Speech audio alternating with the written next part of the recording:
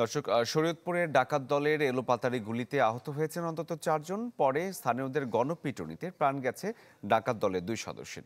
এদিকে পাবনার সাঁথিয়া আঞ্চলিক সড়কে গাছ ফেলে অন্তত 20টি যানবাহনে ডাকাতি করা হয়েছে।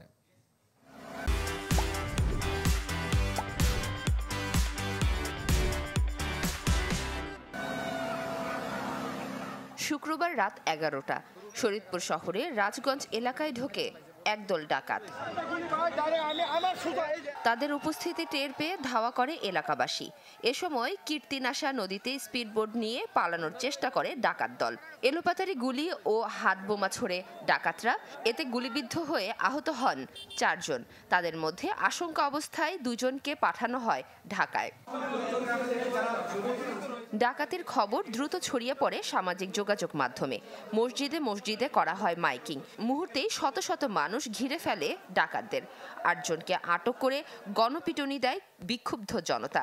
পরে পুলিশের হাতে তাদের তুলে দেওয়া হয়।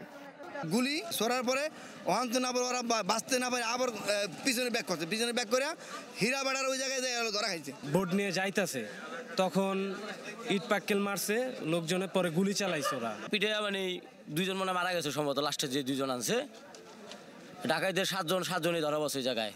ডাকাতদের উদ্ধার করে শরীয়তপুর সদর হাসপাতালে নেওয়া হলে 2 জনকে মৃত ঘোষণা করেন চিকিৎসক।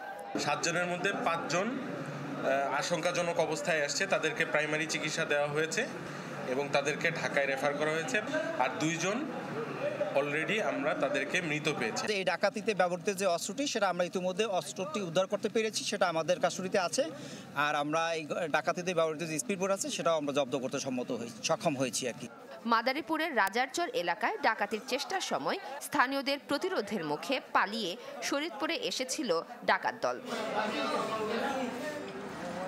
এদিকে পাবনার সাঁথিয়ায় আঞ্চলিক সড়কে গাছ ফেলে অন্তত 20টি যানবাহনে ডাকাতি হয়। খবর পেয়ে পুলিশ ও বেড়া ফায়ার সার্ভিসের কর্মীরা ঘটনাস্থলে গেলে পালিয়ে যায় ডাকাত দল।